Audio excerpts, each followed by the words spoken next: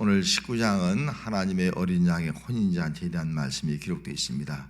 잔치하면 가장 혼인잔치하면 인생의 가장 아름답고 행복한 순간이 혼인잔치, 결혼잔치라고 볼 수가 있을 것입니다.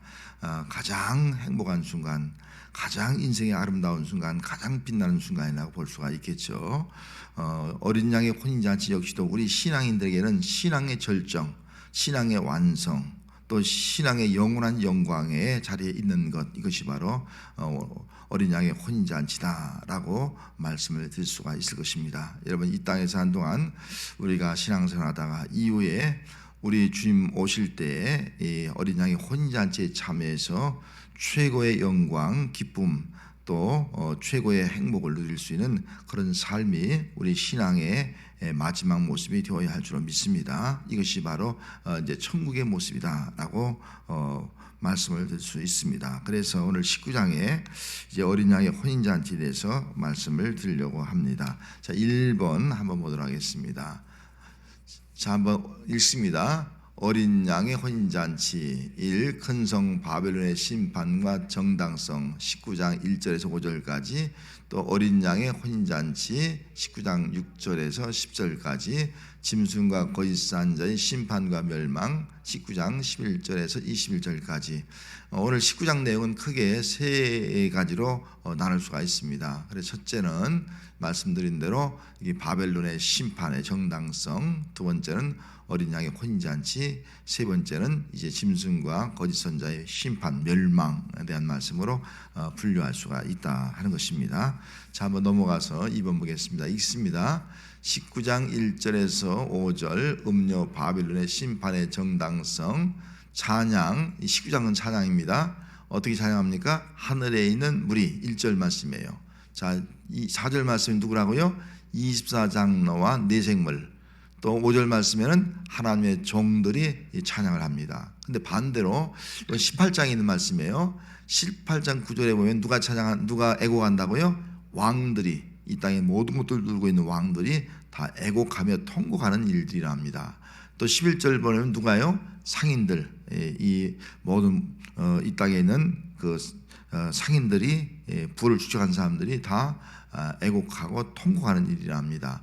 또 19절에는 누구라고요? 선원들, 해상무역을 하는 사람들이죠. 그 당시에 이런 해상무역을 하는 사람들이 모든 것들이 다 무너지니까 정말 애통하고 또 통곡을 하는 그런 일들이 일어나게 된다. 그래서 그 네모난 거 있습니다. 하늘에 있는 허다한 무리 24장로와 네 생물, 하나님의 종들의 찬양은 땅에 있는 왕들, 상인들, 애가와 대조를 이루고 있다. 그래서 하늘에 있는 천사들이라든지 24장로든지 또 이제 우리 구원받은 성도들은 그곳에서 하나님을 찬양하고, 반대로 이 땅에 있는 사람들, 아직도 땅에 머물러 있는 사람들, 그런 여기 그 바벨론에 의해서 어떤 지배를 받고 있는, 같이 연관되어 있는 왕들, 상인들, 선원들은 다 통곡을 하게 되는 그런 말씀이 기록되어 있습니다. 자, 비교해서 본 겁니다. 자, 3번으로 넘어가겠습니다. 바벨론의 심판과 구원자들의 비교한 겁니다. 자, 하나님의 심판은 참되고 의롭다. 2절 말씀에 가져오면 그렇게 말했어요. 하나님의 심판, 그의 심판은 참되고 의롭다. 여러분, 왜 하나님의 심판은 참되고 의롭습니까? 하나님은 물론 공의의 하나님이기 때문에 그렇지만은, 하나님은 우리의 모든 마음과 행동을 다 감찰하신 분이에요. 감찰하시고 하나님께서 믿음으로 의롭다함을 얻은 사람은 구원을 베풀지만은, 믿음으로 의롭다 하지 못하고 또 이 땅의 더러움 가운데, 죄악 가운데 있는 사람은 반드시 심판한다는 거죠. 그래서 하나님의 심판은, 이 땅에 있는 심판은 좀 불공정한 것이 있지 않습니까? 우리가 지난번에 보다도 몇십 년 동안 감옥에 있다가 나와서 나중에 무죄 판결 받은 사람도 있지 않습니까? 얼마나 그 인생이 억울해요. 하나님의 심판은 참되고 의롭다는 겁니다. 참되고 의롭다. 거기에는 조금 더 잘못된 것이 없다는 거죠. 이것이 하나님의 심판이기 때문에 하나님의 심판은 우리가 마땅히 찬양을 해야 된다는 겁니다. 자, 그 다음에 이어서 읽습니다. 음료 바벨론에 대한 심판의 정당성, 정당한 이유가 두 가지로 제시됩니다. 그래서 오늘 첫 번째입니다. 첫째는 큰 음녀가 음행으로 땅을 더럽게 했기 때문이다. 그리고 음녀가 하나님의 종들의 피를 흘렸기 때문이다 하는 말씀이 여기에 기록되어 있습니다. 자, 여기 2절 말씀에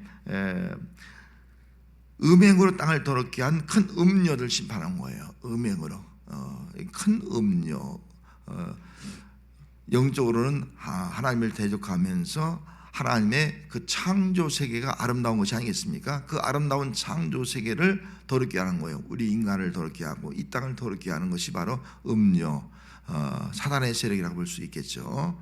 그래서 하나님께서 그를 심판하는 것이 마땅하다 하는 것입니다. 그리고 뿐만 아니라 이들은 사단에 의해서 하나님을 대적할 물이기 때문에 하나님을 믿는 자 성도들을 박해하고 심지어는 끝까지 믿음을 지키는 자들에게는 그의 피를 흘립니다. 피. 그래서 많은 우리 성도들 가운데서도 죽임당한 영혼들이 있습니다. 그래서 그들이 하나님의 제단 앞에서 신원하고 있어요. 피를 갚아주지 아니하기를 어느 때까지 하시라니까. 어느 때까지 피를 갚아주지 않겠습니까? 우리가 억울하게 저들의 그 박해에 의해서 정말 피를 흘렸는데 이 피값을 언제 하나님 갚아주겠습니까? 그렇게 신원하고 있는데 그 신원을 들으시고 하나님께서 그들을 심판하는 겁니다.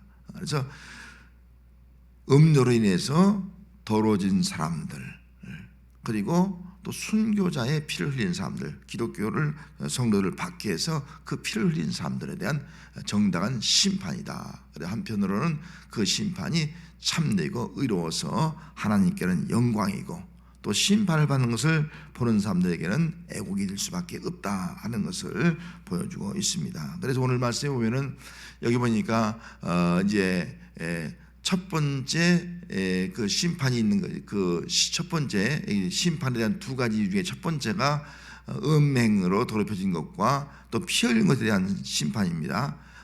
또 아울러서 첫 번째 할렐루야가 있습니다. 첫 번째 할렐루야 한번 있습니다. 첫 번째 할렐루야는 구원과 영광과 능력이 우리 하나님께 있음을 보여준 것이다 하는 말씀이 여기 1절 말씀에 기록되어 할렐루야, 구원과 영광과 능력이 우리 하나님께 있다. 하나님께서 우리를 구원은 오직 하나님께 있는 거예요. 하나님 외에는 우리를 구원할 자가 없다는 겁니다. 그리고 하나님은 영광이에요. 그리고 우리를 구원하여 영광의 자리에 있게 하신 분도 하나님밖에 없다는 겁니다. 하나님은 능력입니다. 그 능력으로 만물을 창조하셨고 그 능력으로 만물을 다 심판하시고 또 새하늘과 새 땅을 만드신 그 분이다. 그래서 하늘에 있는 24장로든지 또 물이라든지 그런 사람들이 다 할렐루야, 할렐루야. 첫 번째 할렐루야는 구원과 영광과 능력이 하나님, 그 하나님을 지금 찬양을 하고 있는 것입니다. 자, 그렇다면 우리들도 이 땅에 사는 동안 하나님을 찬양하는데 어떤 하나님이요? 구원의 하나님, 영광의 하나님, 능력의 하나님, 그분을 찬양해야 될 줄 믿습니다. 할렐루야. 찬양할 때 그분이 우리의 구원이 되시고 그분이 우리에게 영광이 되시고 그분이 우리에게 능력이 되는 그런 역사가 나타나는 삶을 살게 될 줄로 믿습니다. 자, 그 다음에 넘어가서 네 번째 읽습니다. 바벨론 심판과 구원자들의 비교. 이제 두 번째 심판입니다. 한번 읽습니다. 연기가 새도록 올라가면 바벨론이 불에 타서 멸망하는 장면을 시각적으로 보여준다 하는 말씀이 기록되어 있죠. 자, 오늘 본문 말씀에 가서 보면은 뭐라고 말씀하고 있습니까? 여기 보면은 3절 말씀에 보면은 두 번째 할렐루야가 있으면서 그 연기가 세제트로 올라가잖아요. 연기가 세제트로 올라간다. 여기 연기가 어떤 연기냐 하는 거죠. 연기가 어떤 연기냐?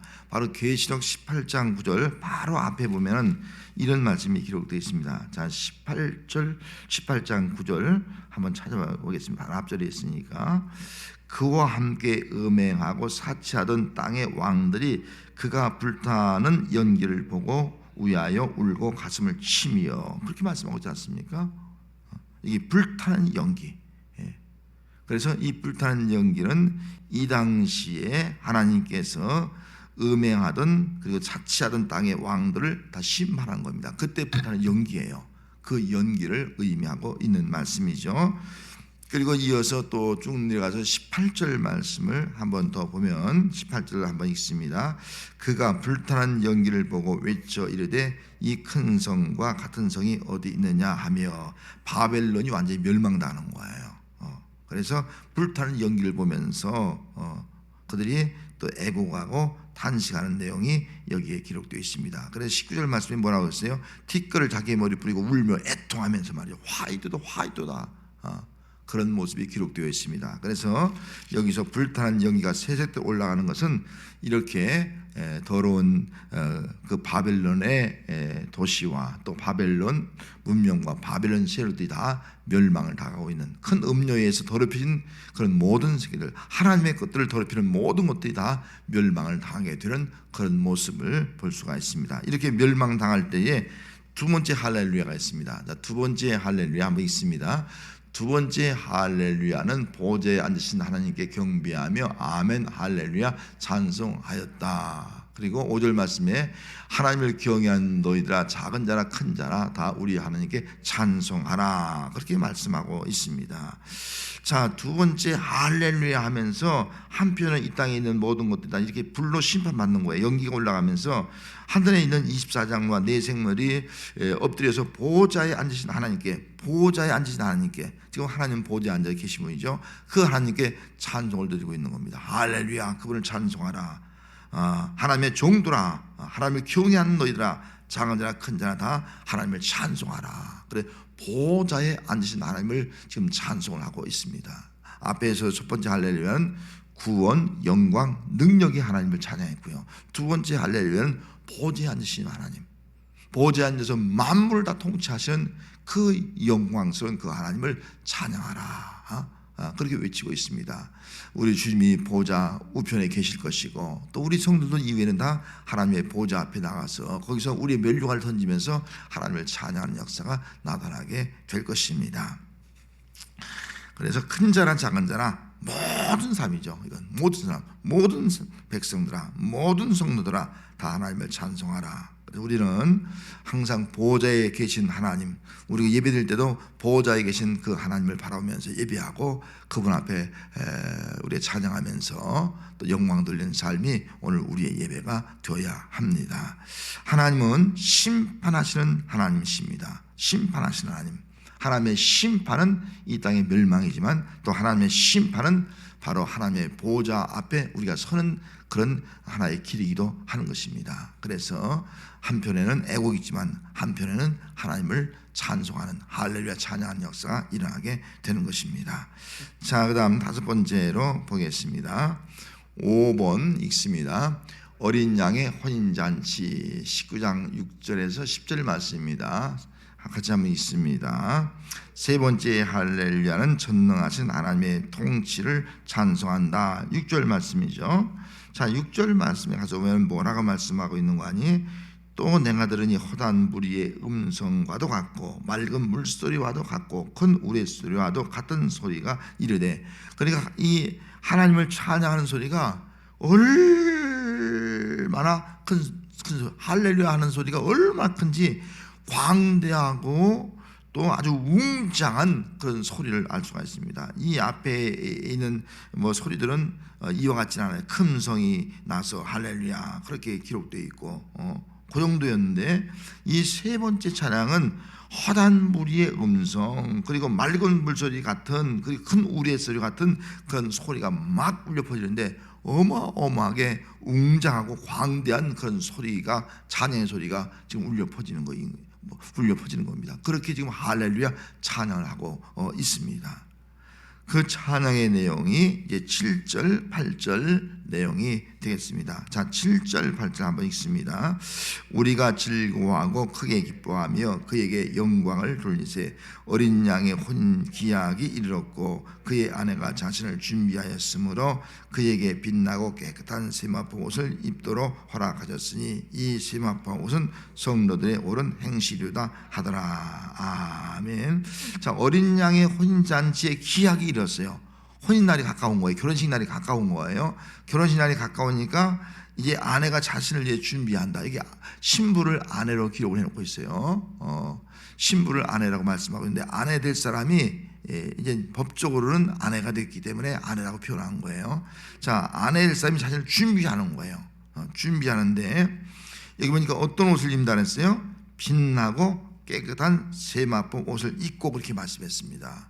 여기 빛나고 영광과 광채예요. 그 옷이 막 빛나고 그냥 광채가 막 확 빛나는 겁니다. 여러분, 이 땅에 아무리 신부가 아름다운 옷을 입어도 이렇게 빛나고 광채가 나는 그런 옷이 어디 있겠습니까? 아무리 아름다운 옷을 입어도, 아무리 최고급의 옷을 입어도 이런 옷은 있을 수가 없을 것입니다. 그런데 그때에 우리 성도들, 신부된 성도들이 입는 옷이 바로 빛나고 막 빛이 번쩍번쩍 나고 말이죠. 광채가 나는 그런 옷을 우리가 입게 된다 하는 것이죠.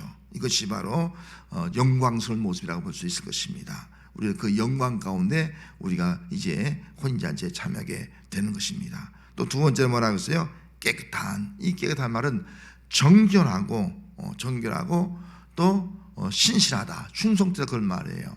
그럼 자기 자신을 정결케 하고 충성됐다는 거예요. 신실한 믿음을 가져서 살았다는 거예요. 신실, 충성 같은 말이잖아요. 신실한 종, 충성된 종, 맡겨진 일에 최선을 다하던 그런 종, 그런 의미를 가지고 있는 겁니다.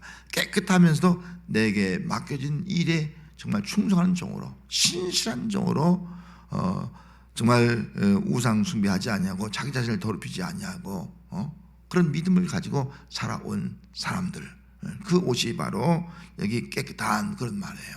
여러분, 우리는 깨끗한 옷을 입어야 될 점이 있습니다. 깨끗한 옷이란 외적으로만 깨끗한 것이 아니라 우리가 정말 신앙생활이 늘 정결하고 신실한 모습을 가지고 신앙생활하는 거. 누가 보더라도 저 사람은 정결하고 신실해 이런 모습을 가지고 살아가는 거, 이것이 바로 오늘 또 우리의 모습이 되어야 하는 것이죠. 자, 세 번째는 뭐라 했습니까? 세마포 옷. 이번 세마포 옷을 입었는데 세마포 옷을 어떻게 설명할 수는 없지만 하여튼 예수님께서 우리가 그림에서 보듯이 말이죠. 이게 두루마기처럼 두루마기처럼 쭉 긴 옷, 아마 그런 옷으로 우리가 보통 그림이 그려져 있습니다. 하여튼 세마포 옷. 근데 세마포 옷이 그냥 이런 우리 의복을 의미하는 것이 아니라 뭘 의미한다고요? 성도들의 옳은 행실. 성도들의 옳은 행실이다, 그렇게 말씀하고 있습니다. 그러면 우리의 그 세마포 옷이 옳은 행실이라면 우리가 이 땅에서 빛나고 깨끗하고, 그리고 또 여기 성도들의 옳은 행실, 빛나고 깨끗한 행실이죠. 그런 행실을 우리가 살아가야 한다 하는 것을 말씀해 주고 있는 겁니다. 그러면 성도들의 옳은 행실이 세마포 옷이다. 그래서 이 비유는 적절한 비유인지 모르겠어요. 그 전에 어떤 목사님이 그런 말씀하더라고요.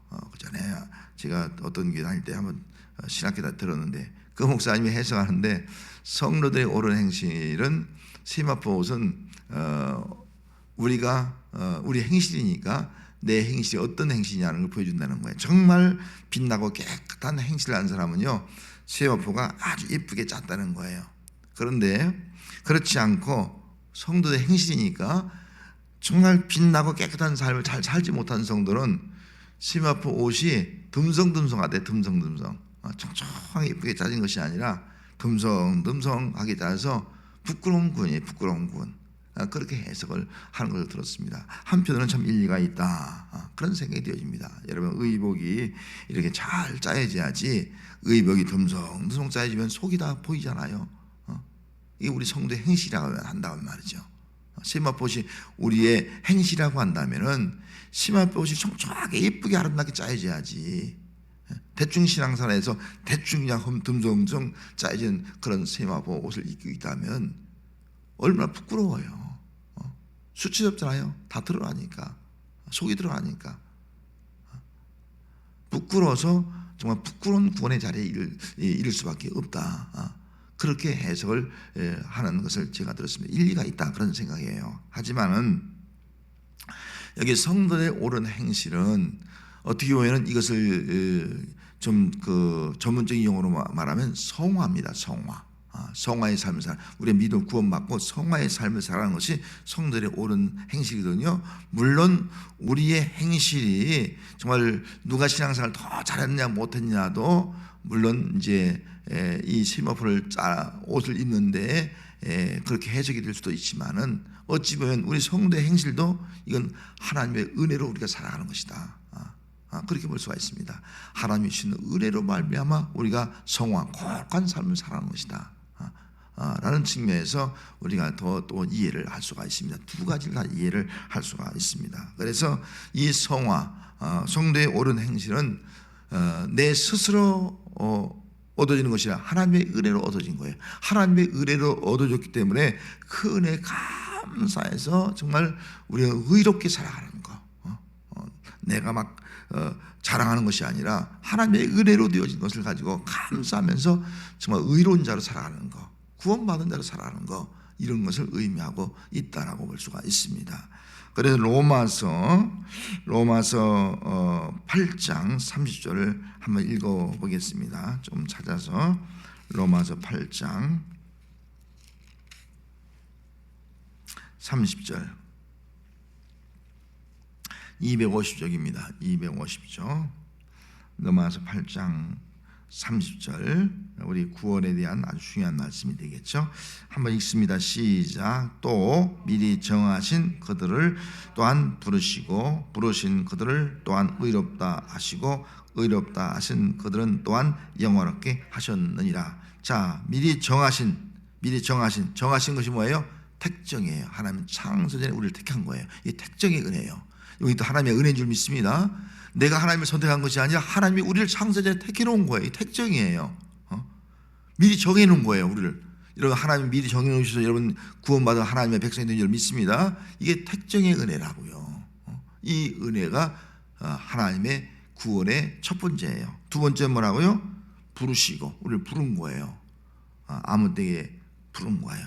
어떤 사람은 어디 모태에서 부름받은 사람이 있고 어떤 사람은 주일학기 때 부름받은 사람이 있고 어떤 사람들은 커서 부른 사람이 있고 어떤 사람들은 죽기 전에 부른 사람도 있고 하여튼 부름받은 거예요. 우리를 부른 거예요. 교회 나와라. 내게로 와라. 예수님에게 와라. 부른 거예요. 하나님께서 여러분들을 불러주셔서 오늘 이 자리에 있고 또 예수 믿고 구원받는 성도가 된 줄 믿습니다. 이거를 우리는 소명이라 그렇게 말합니다. 소명. 그래서 신앙생활의 소명은 참 중요합니다. 하나님은 나를 부르셨다. 나를 불러서 성도가 되게 하고 나를 불러서 구원받게 하고 나를 불러서 정말 집사가 되게 하고 나를 불러서 장로가 되게 하고 나를 불러서 목사가 되겠다. 이 소명이 얼마나 중요한지 몰라요. 소명감이 없으면요 사명 감당할 수가 없습니다. 이건 저도 목사가요 소명감이 없으면요 못합니다. 목회. 하나님이 나를 특별히 불렀어요. 연락하고 부족한 나를 불렀다. 감사합니다. 이게 소명이에요. 그래서 주어진 사명을 감당하는 거예요. 이것이 바로 저의 모습이고 또 여러분들의 모습이 되어야 하는 거죠. 자, 하나님이 나를 불렀어요. 자, 부은 사람을 어떻게 했다고? 이제는 의롭다 하시고, 의롭다가 뭐냐면 칭의예요. 칭의. 너 의롭다 칭하는 거예요. 그래서 하나님은 우리를 부르시고 택정하시고 부르신 다음에 우리를 믿음으로 말미암아 의롭다 인정해 준 거예요. 예수 믿으면 의롭다 다 의인이 되는 거예요. 우리를 의롭게 해 준 거예요. 이게 칭의예요. 칭의. 그래서 우리 예수 믿는 사람들은 믿음으로 의롭다함을 받은 성도가 된 줄 믿습니다. 칭의, 하나님과 올바른 관계, 이웃과 올바른 관계를 맺고 살아갈 수 있는 사람이 된 겁니다. 이 칭의예요. 자, 칭의, 그 다음에 뭐라 했어요? 그들을 영원하게 한다. 이렇게 구원받은 사람은 이후에 영원하게 한다는 거예요. 영화. 아까 말한 혼인잔치에 참여해서 구원, 영광, 능력, 정말 혼인잔치에 참여하는 그 영화, 구원의 완성 거기에 이르긴다는 겁니다. 그러면 칭의에서 이 영화까지 살아가는 삶이 뭐냐면 성화예요. 성화. 아까 말한 성화. 이게 성화가 빠져 있지 않습니까? 지금 성화 빠져 있는 이유는 뭐냐? 의롭다함을 받은 사람은 그 의롭다함을 받은 자로 살아가는 삶이 바로 거룩한 삶이에요. 그 성화의 삶이에요.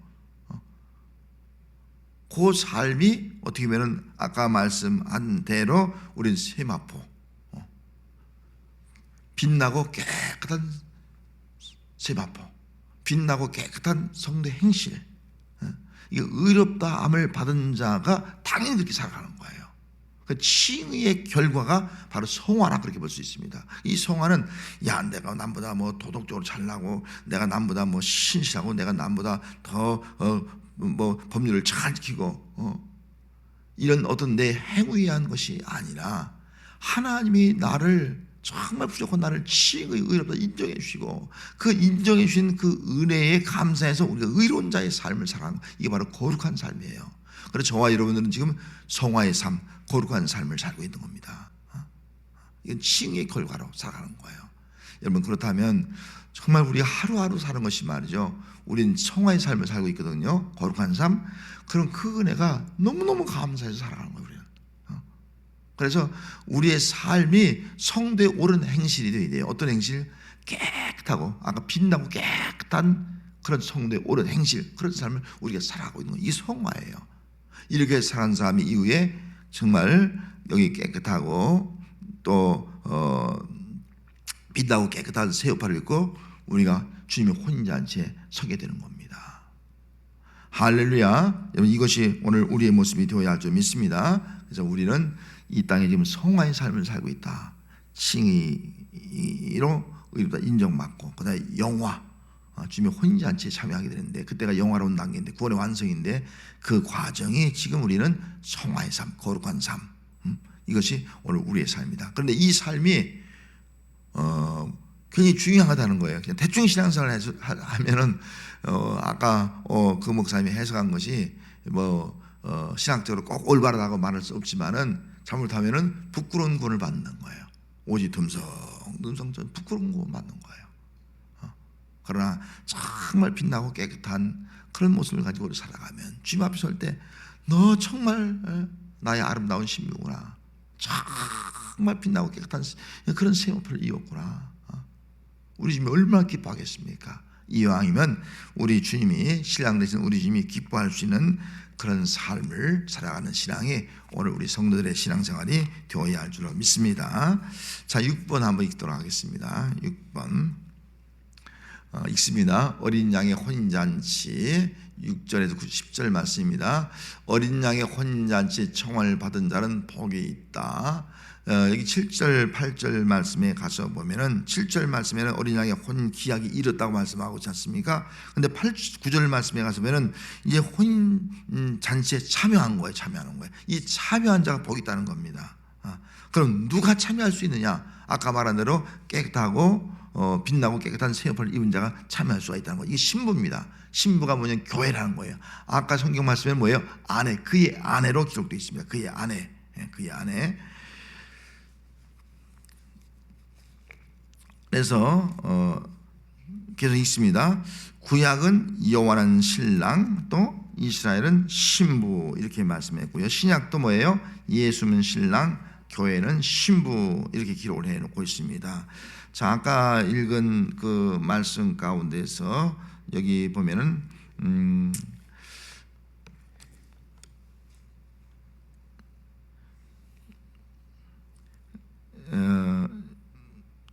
그의 아내 몇 절인가 이게 보면 7절 보면 어린 양의 혼기약이 이르렀고 뭐래요? 그의 아내가 자신을 준비했으면 그의 아내를 표현했거든요.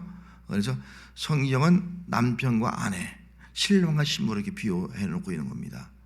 그래서 이 말씀은 잠시 후에도 설명을 드리려고 합니다. 그래서 이렇게 혼인잔치의 비유도 예수님께서 여러 번 혼인잔치의 비유를 말씀하면서 고린도후서 11장 2절을 말씀하시면은 내가 너희를 정결한 처녀로 남편인 그리스도에게 중매함이라. 남편을 표현한 것이 남편인 그리스도에게 교회는 처녀로 남편인 그리스도.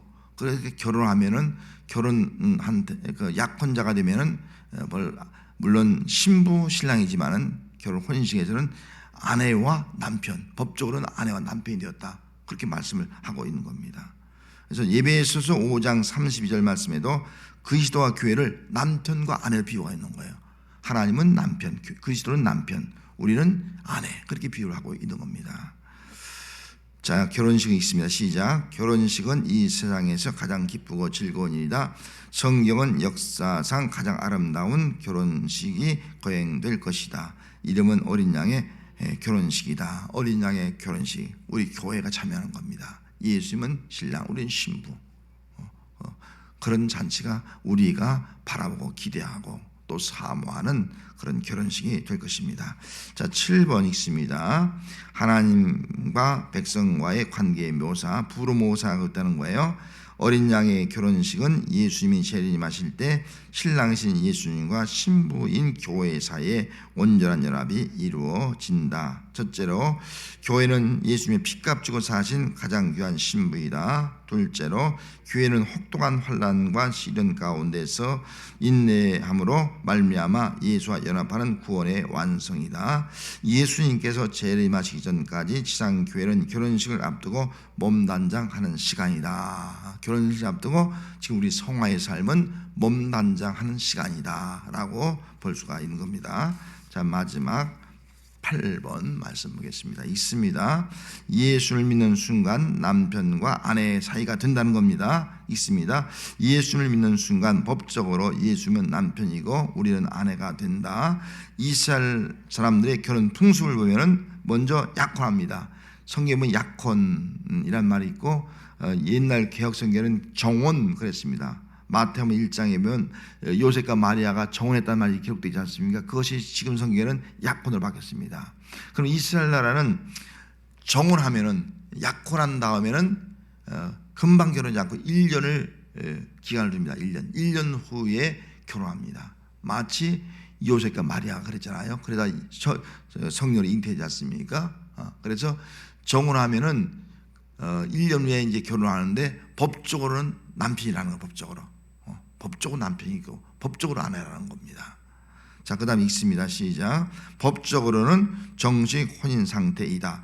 예수님의 재림은 교회와 결혼하기 위해 신부를 데리러 오는 것 같다. 신부는 더욱 몸단장을 하며 예수님을 기다리는 삶을 살아야 한다. 그래서 오늘 우리는 하나님께서 우리를 택하시고 또 우리를 부르시고 우리를 칭의 의롭다 하시고 그리고 장차 영화롭게 하는 거예요. 혼인잔치에 참여할 때 영화롭게 되는 겁니다. 그럼 그 중간이 뭐냐면 여기 빛나고 깨끗한 세마포를 입는 거예요. 이것이 오늘 우리의 삶이에요. 지금 법적으로는 우리가 아내가 된 거예요. 법적으로는 예수님이 남편이고 법적으로 우리가 아내가 된 겁니다. 이제 결혼 잔치만 남았어요. 그 잔치를 우리가 준비하는 삶이 오늘 우리 성도의 삶이다 하는 겁니다.